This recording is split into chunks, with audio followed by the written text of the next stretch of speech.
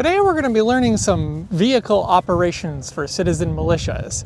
We'll start off by learning some convoy ops procedures, then we'll do some evasive maneuvers, and finally wrap things up with learning how to shoot from the vehicle. So it's going to be a very exciting episode, and well, we're not going to be needing this sticker for this episode.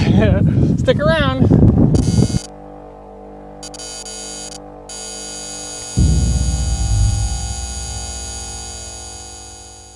When the SHTF, roads will still exist, but they will be danger zones. So prepared citizens like you will need to band together for protection. But before you all just pile into your cars and start driving, there are a few things you need to know about convoy operations. Mercy sakes alive, looks like we got us a convoy. There are three types of convoys. There are admin, tactical, and combat resupply convoys. Admin will just be you're ferrying people and stuff around in friendly environments. The tactical are operations in non-permissive environments.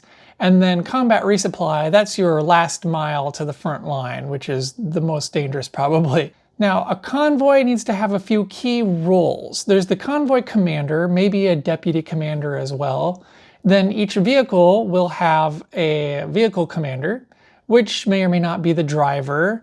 So there's a driver, obviously, and then a gunner, and perhaps medical personnel and recovery personnel. Planning and preparation. Conduct basic MET-TC, which is an acronym that I hate, but it is the one that's most common for covering all the basics of mission planning. So that's mission requirements, what's your actual objective, enemy expected, the terrain and the weather. So that includes visibility, road conditions, choke points, identifying any ideal L-shaped ambush locations and avoiding them. Then troops that you have at your disposal, time required for the mission, and then civil considerations. Well, we are all civilians here, but consider things like traffic and local populations and all that. Of primary importance is identifying all your routes and backup routes. Just like comms, you need a pace plan for your routes. That's your primary, alternate, contingent, and emergency routes. And speaking of comms, make sure that everyone is on the same comm plan. And I do have a video series on that, so go check it out if you want to learn more about comms. Consider a load plan. And by that I mean, how are you loading the vehicles? How are you going to pack them for maximum safety? Make sure that the load is safe. And this might be kind of silly, but if you're bugging out, consider what items to pack where in the vehicle that will stop a bullet. You know, for instance, place your water in the back, then your food, then any soft goods like your clothing and all of that stuff. Convoy organization. Pop quiz. Which vehicle do you want at the front of your convoy? Well, you might think, I want my most capable vehicle, my toughest vehicle at the front of the convoy. You know, like in Iraq and Afghanistan, they might have an MRAP up front so that it can maybe absorb any mines or any IEDs. Well, in our context, actually, it might be the other way around. In this case, we probably want our most capable vehicle in the back. That way, if the smaller Corolla here gets stuck, the 4Runner with the four-wheel drive can push it out of the way. Boink. So here's how you should organize your convoy. Your lead vehicle is going to be the lead for navigation and pace setting. Then you'll have a recovery vehicle, and that will be positioned to rapidly assist any disabled vehicles. So either in the middle or towards the end of the convoy. Your tail vehicle is going to be responsible for maintaining accountability and making sure nobody gets left behind, reporting any incidents. You may have a dedicated gun truck. Maybe it's even like a technical that you have welded together. Maybe you've mounted a Lima 6 belt fed on there and Yeah, that'd be pretty cool. Now, each vehicle has its own medical, but maybe you have a dedicated medevac vehicle, which could be as simple as a minivan with a stretcher and a bunch of medical supplies and racks and stuff inside. Now, how should you space your vehicles?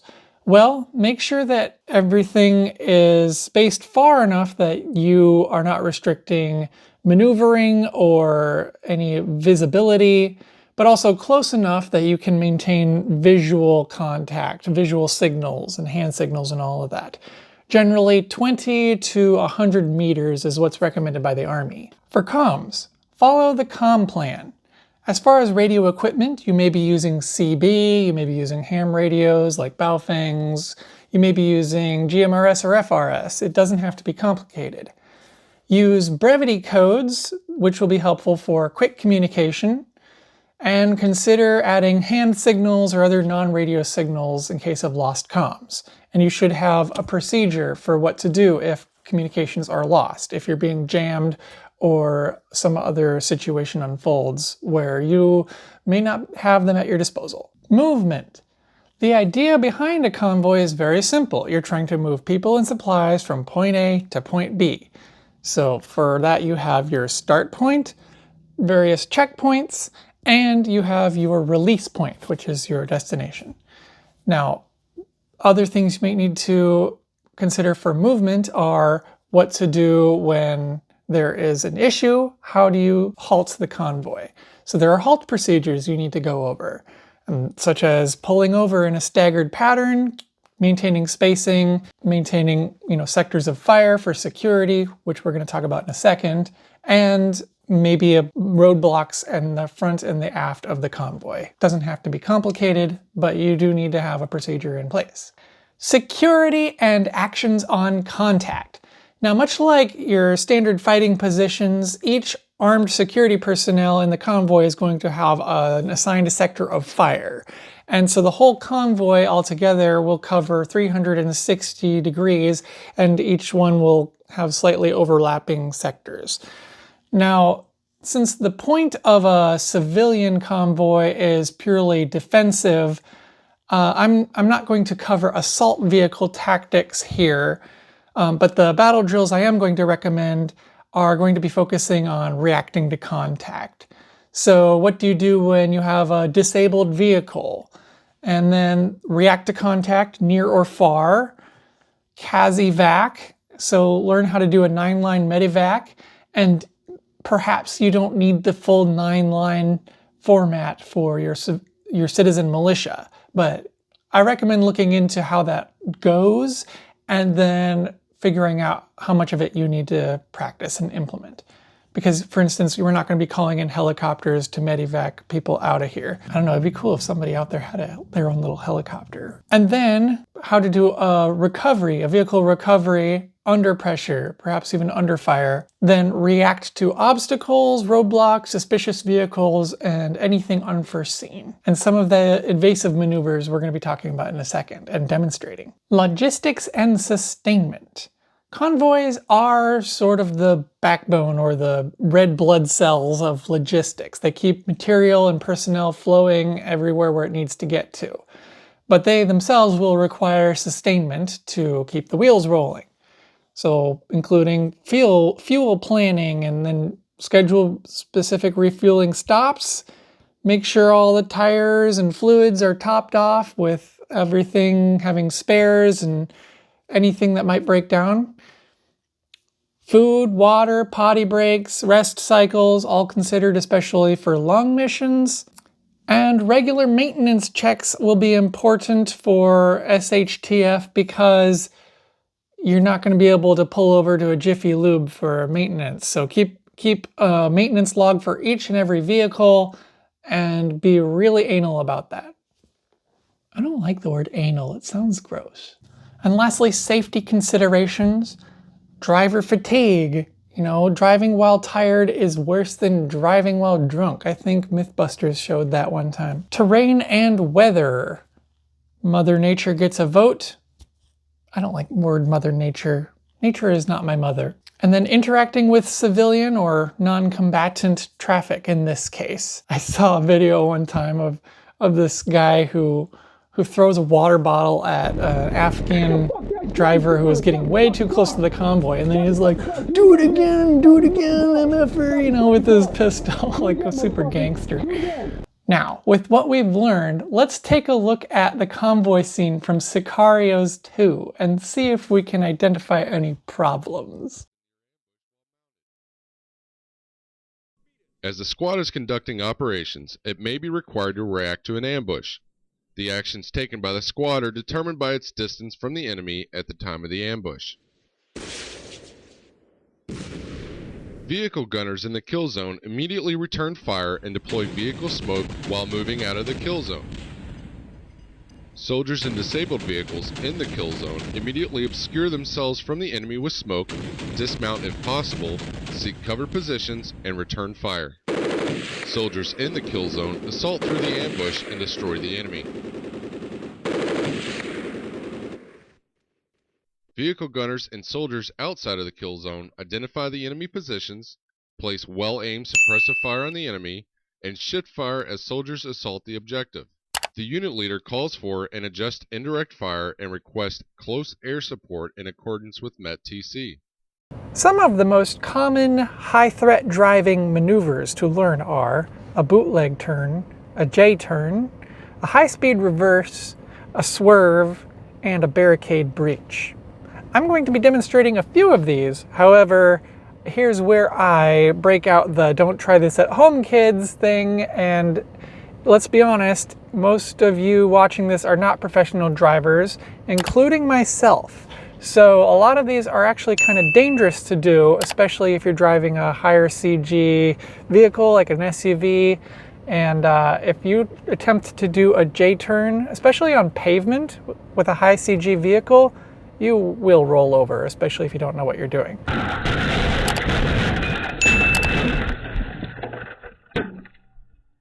But it's good to find a way to practice it, either with another vehicle or on dirt. I went out and did it on dirt in a very flat, controlled environment. And that way, if you do need to execute something like this in an emergency, you know how. But when you're just goofing around, don't roll your expensive 4Runner. And maybe try this in a beater and wear a helmet and have a professional driving instructor right next to you. For a J-turn, you start out by reversing away from the threat, and at around maybe 30 miles an hour, you flick the wheel and your front will spin around, then hit drive and go forward.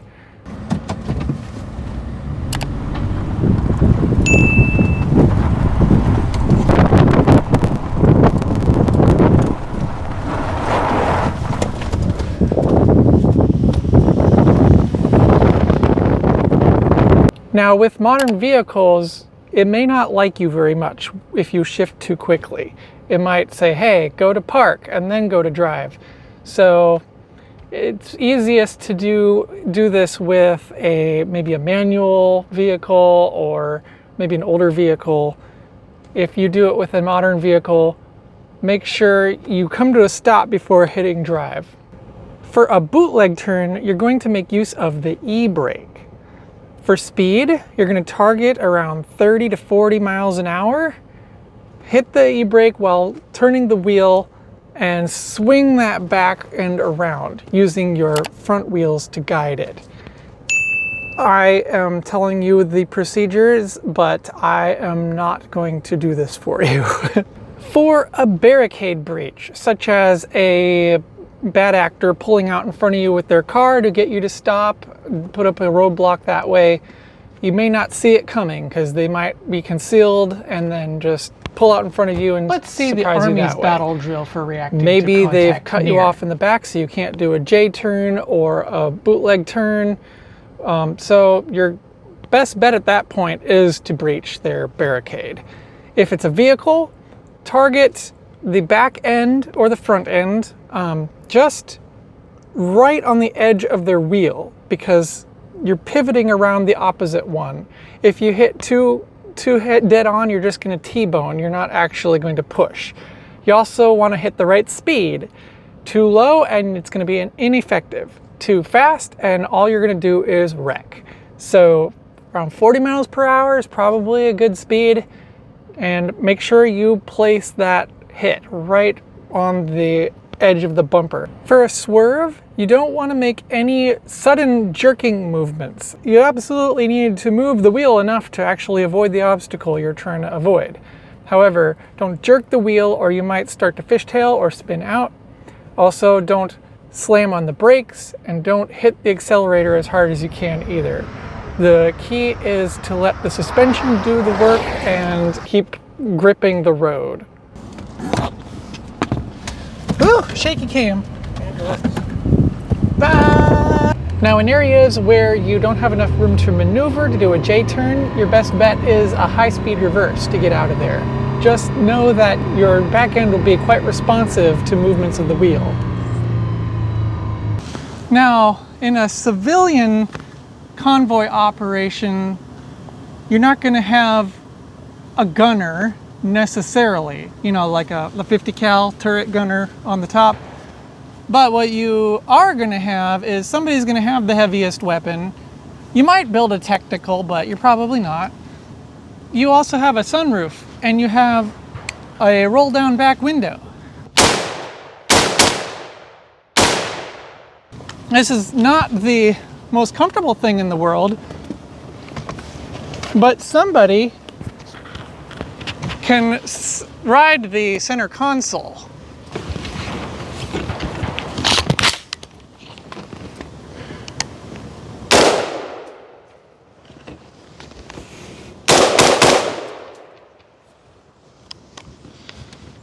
It works.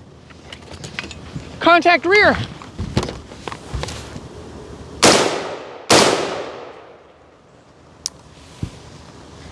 All right. Just wanted to try that, that's all. I've always wanted to try this. Now, dismounting is the most dangerous part of the convoy ops and the most likely chance that you're going to suffer casualties. And there's two types of dismount. There's the partial dismount where everybody except the driver dismounts. And then there's the full dismount where everybody dismounts, exits the vehicle.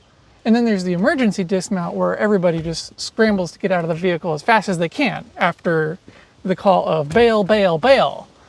And if you are a passenger, keep all of your fighting implements, your primary weapon and everything on you with the sling.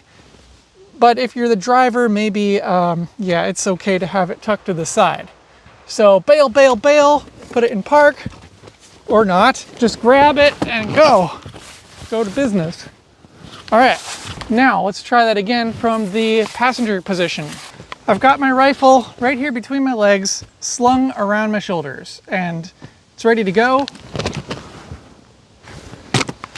It's super comfortable. You're not cramped at all. No problems. So hear the call of bail, bail, bail.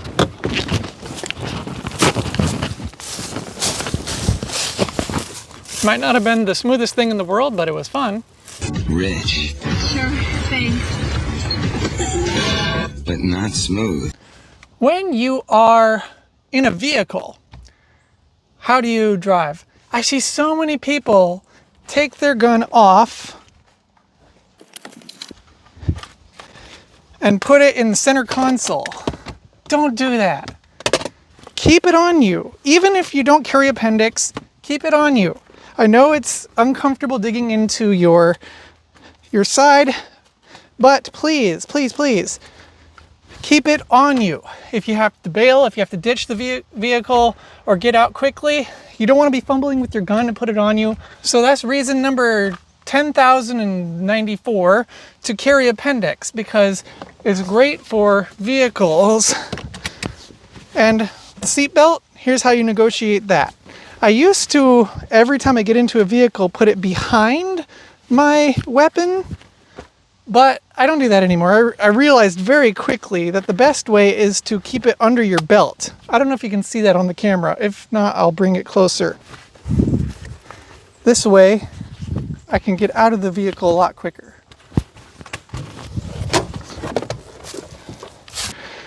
And that always stays put. It's very comfortable, it's safe, and if you have to draw your weapon, bada bing, bada boom. Now, it's always better to do defensive driving than to take your gun and blast through the glass. Even if someone's shooting at you, I'm 90% sure there's going to be a better way to either hit them with your vehicle or avoid them with your vehicle and get off the X. That said, you may still want to be able to shoot from your vehicle, and just know that they better be really close if you're going to shoot through glass. Otherwise, have your window open like this.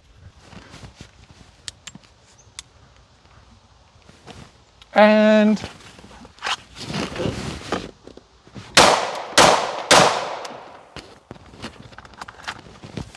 there you go. You've got 180 degrees on this side. And you can shoot through the sunroof if you want, or shoot out that window. Super fun.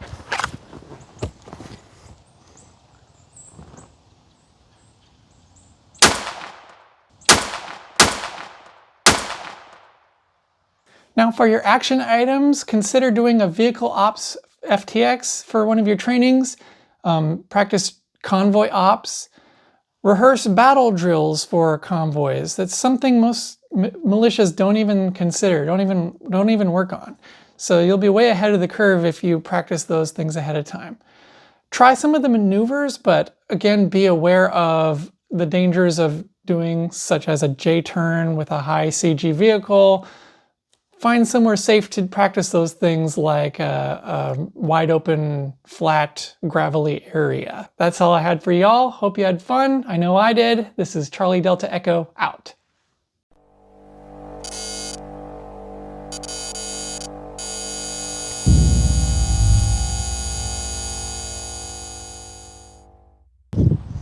My wife is gonna wonder what all these ruts are for. All right, I didn't shoot anything.